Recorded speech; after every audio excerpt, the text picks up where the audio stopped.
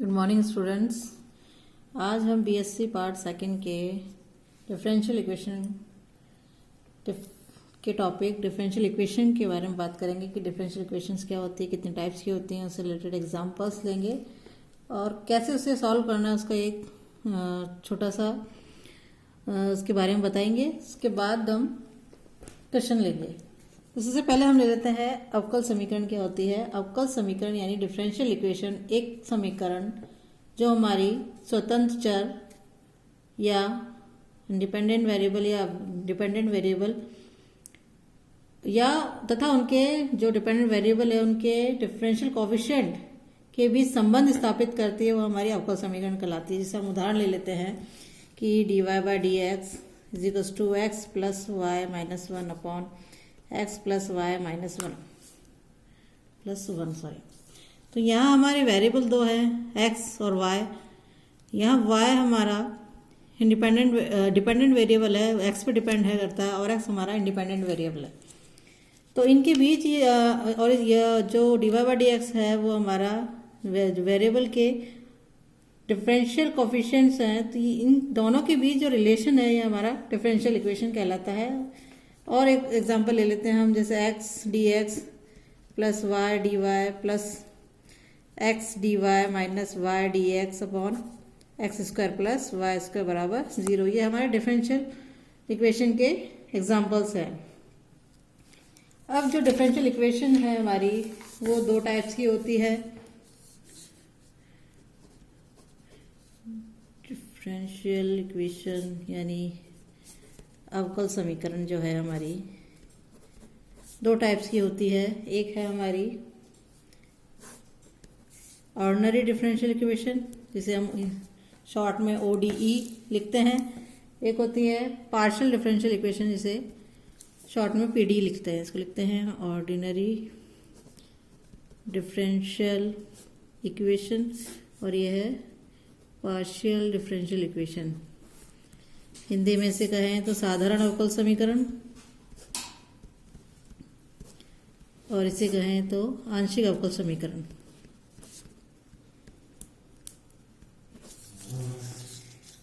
अब साधारण अवकल समीकरण क्या होती है और आंशिक अवकल समीकरण क्या होती है, एक बार हम देख लेते हैं। साधारण अवकल समीकरण हमारी होती है जब किसी अवकल समीकरण में अवकल गुणांक के केवल एक ही स्वतंत्र चर के सापेक्ष हो तो उसको हम साधारण अवकल समीकरण कहते हैं। जैसे हमने पहली वाले उदाहरण लिया था d Y by D x equals to x plus Y minus one upon x plus y plus one, ये हमारी थी एग्जाम्पल। उदाहरण लिख लेते हैं इसका, d Y by D x equals to x plus Y minus one upon x plus y plus one. ये हमारा साधारण अवकल समीकरण का उदाहरण था क्योंकि इसके अंदर जो हमारा अवकल गुणांक है वो केवल एक ही स्वतंत्र चर है हमारा एक्स, उसके सापेक्ष है, तो इसे हम साधारण अवकल समीकरण कहते हैं। इसी प्रकार हम ले लेते हैं पार्शियल डिफरेंशियल इक्वेशन यानी आंशिक अवकल समीकरण क्या होती है। जब किसी अवकल समीकरण में एक से अधिक स्वतंत्र चर हो या आंशिक अवकल गुणांक इनमें से किसी के भी सापेक्ष आते हो तो उसे हम आंशिक अवकल समीकरण कहते हैं। उदाहरण इसका हम ले लेते हैं, जैसे हमने ले लिया x del z upon del x plus y del z upon del y equals to n z. ये हमारा पार्शियल डिफरेंशियल इक्वेशन है। इसमें जो वेरिएबल एक से अधिक है हमारे पास, इंडिपेंडेंट वेरिएबल जो है वो एक से अधिक है, एक्स और वाई हमारे यहाँ दो इंडिपेंडेंट वेरिएबल है, तो ये हमारी आंशिक अवकल समीकरण आती है। ये डिफरेंशियल इक्वेशन भी कहलाएगी हमारी। अब नेक्स्ट हमारा टॉपिक है, ये तो हमें आपको क्लियर हो गया कि डिफरेंशियल इक्वेशन दो टाइप्स की होती है, ऑर्डिनरी डिफरेंशियल इक्वेशन और पार्शियल डिफरेंशियल इक्वेशन। अब हमारे पास है नेक्स्ट टॉपिक की अवकल समीकरण की कोटि। ये क्वेश्चन एक एक नंबर के आ जाते हैं एग्जाम में, तथा एक इक्वेशन दे दी आपको, उसमें पूछ लिया कि अवकल समीकरण कोटि तथा घात क्या होती है। इसे हम बोलते हैं इंग्लिश में कोटि को ऑर्डर और घात को degree of a differential equation. अवकल समीकरण की कोटि क्या होती है, सबसे पहले इसे ले लेते हैं। अवकल समीकरण की कोटि हमारी होती है कि किसी अवकल समीकरण में विद्यमान उच्चतम अवकलज की जो कोटि होती है, उच्चतम अवकलज की कोटि ही उस अवकल समीकरण की कोटि कहलाती है। जैसे एग्जाम्पल हमने ले लिया d3y upon dx3 minus 5 d2y upon dx² plus 4 dy/dx minus 2y is equal to e की पावर x। ये हमारा डिफरेंशियल इक्वेशन का एग्जांपल है और इसमें हम देखेंगे कि उच्चतम अवकलज क्या है हमारे यहाँ d3y अपॉन dx3। इसकी कोटि क्या है, इसकी कोटि 3 है, तो ये हमारा 3 कोटि का अवकलज कहलाएगा। नेक्स्ट हमारे पास है, इसकी कोटि हो जाएगी। और एक और एग्जांपल ले लेते हैं हम, जैसे हमने एग्जांपल ले लिया ये पहला वाला dy/dx बराबर √x अपॉन √1 प्लस y²। तो यहाँ इसकी कोटि क्या है, क्योंकि dy/dx उच्चतम कोटि का अवकलज है और इसकी कोटि 1 है dy/dx है, तो इसकी कोटि हो जाएगी हमारे पास 1। नेक्स्ट हम टॉपिक ले लेते हैं हमारे पास कि अवकल समीकरण की घात क्या होती है। अवकल समीकरण की घात। अवकल समीकरण की घात किसी अवकल समीकरण के अवकलों के संदर्भ में परिमेय तथा पूर्ण बीजीय बनाने के उपरांत, सबसे पहले हम क्या कहना है उसको कहते हैं परिमेय संख्या के रूप में है, इसको तो पूर्णांक बनाना है या पूर्ण बीजीय बनाना है, उसके बाद ही उसकी अवकलज की जो सबसे उच्चतम, यहाँ लिख लेते हैं हम अवकलों के संदर्भ में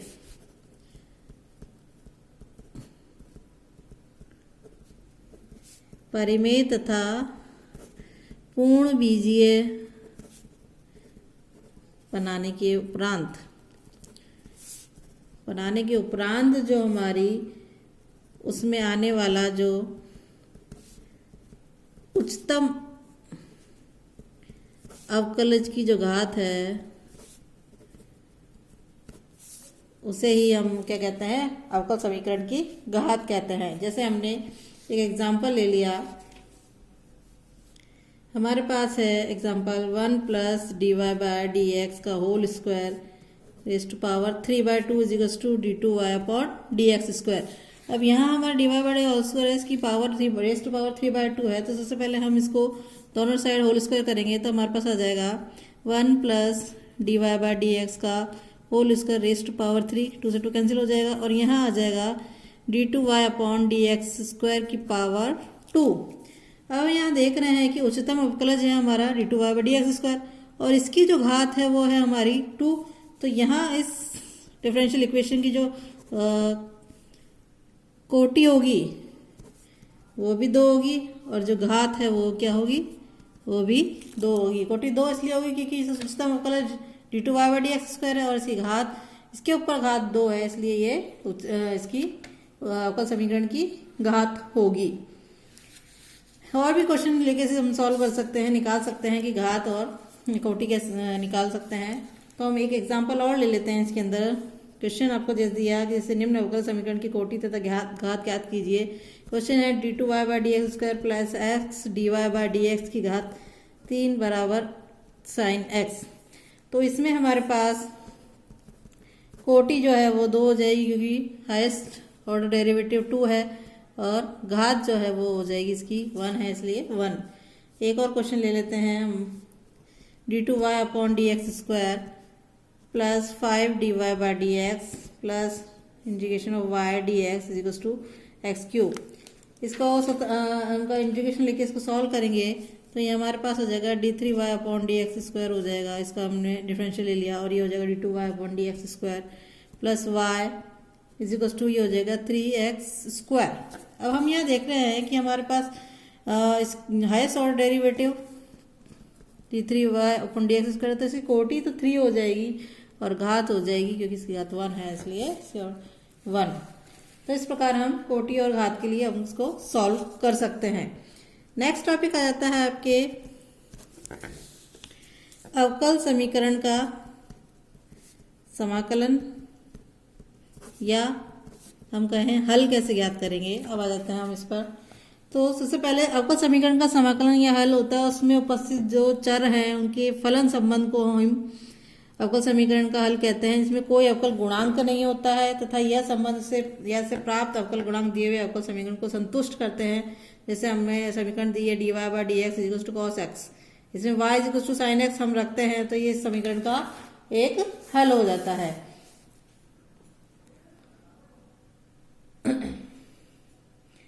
अब है हमारे पास व्यापक, विशिष्ट और विचित्र हल क्या होते हैं, या इंग्लिश में कहें general, particular and singular solution क्या होते हैं।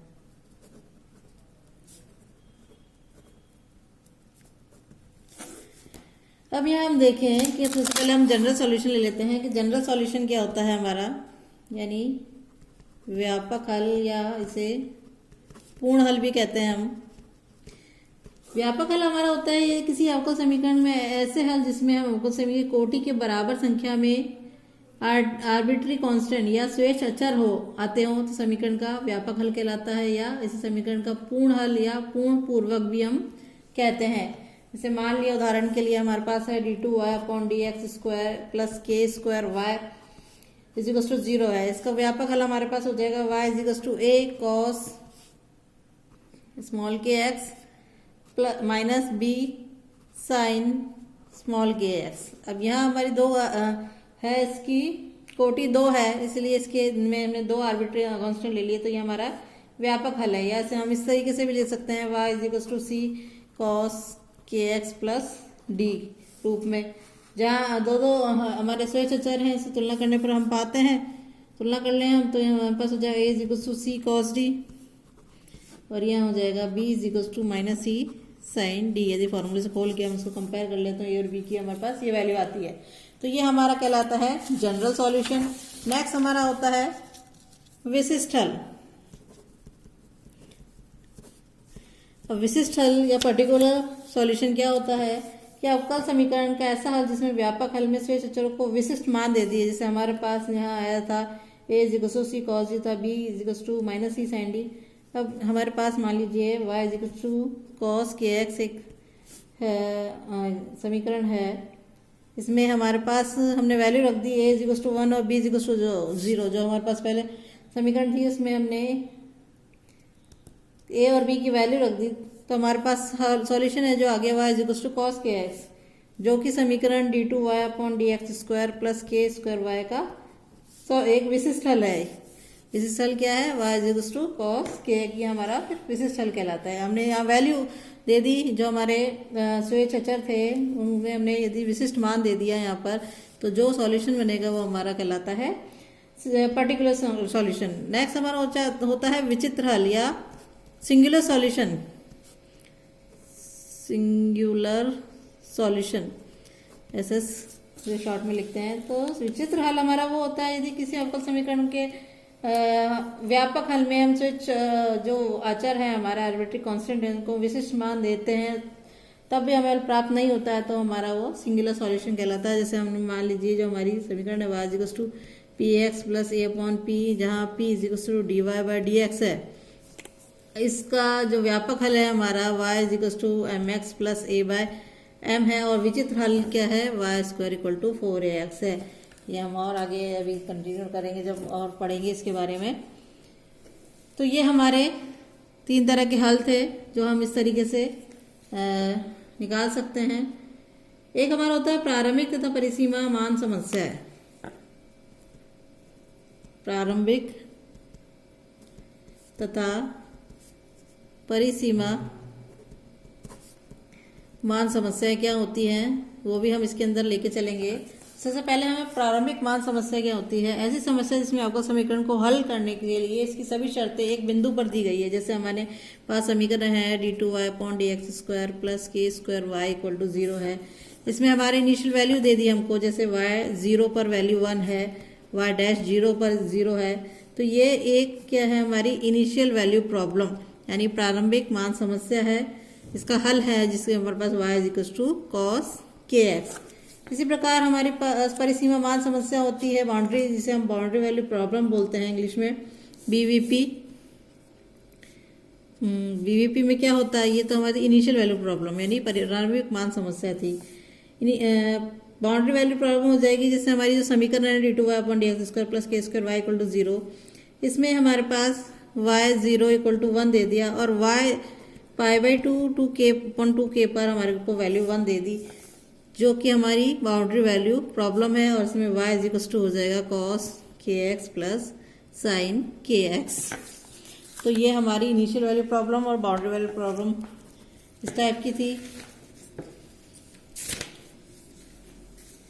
नेक्स्ट हम पढ़ेंगे कि जो हमारे हल है, यानी यदि जो हमारी समीकरण है अवकल समीकरण, उसके हल ज्ञात करने के लिए हमें कुछ टाइप से समस्या दी होंगी, उसको हम हल करके हम वैल्यू निकालेंगे। सबसे पहला है हमारा निम्न मानक रूप है, जिसे हम किसी भी एक रूप में हमें इक्वेशन दी होगी और उसे हमें समीकरण का हल ज्ञात करना इजीली संभव होगा। सबसे पहला है इसके अंदर हमारे पास समीकरण जिनमें चर पृथक किए जा सकें। ये कुछ विधियां हैं जिसकी सहायता से हम डिफरेंशियल इक्वेशन सॉल्व कर सकते हैं, चर पृथक किए जा सकें। सेकंड है हमारे पास समघात समीकरण बना करके हम उसको हल कर सकते हैं। तीसरा है समीकरण जिनका कुछ दे रखी होंगी समघात रूप में और कुछ का समघात रूप में हम समानायन करके फिर सॉल्व कर सकते हैं उसको।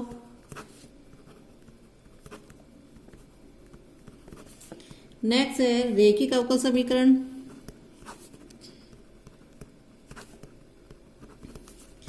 फिफ्थ है बर्नौली के अवकल समीकरण का रेखिक रूप में समायन।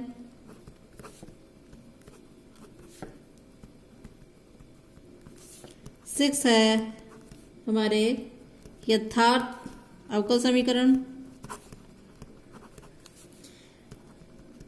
नेक्स्ट और लास्ट है समीकरण जिनका यथार्थ अवकल समीकरण में समानन किया जा सके। तो ये 7 विधियां हैं, इन 7 विधियों की सहायता से हम अवकल समीकरण को सॉल्व कर सकते हैं। तो एक एक वीडियो में हम इसमें बताएंगे आपको, एक एक दो विधि सॉल्व करके बताएंगे, उससे रिलेटेड क्वेश्चन लेंगे। आज के लिए इतना ही, थैंक यू।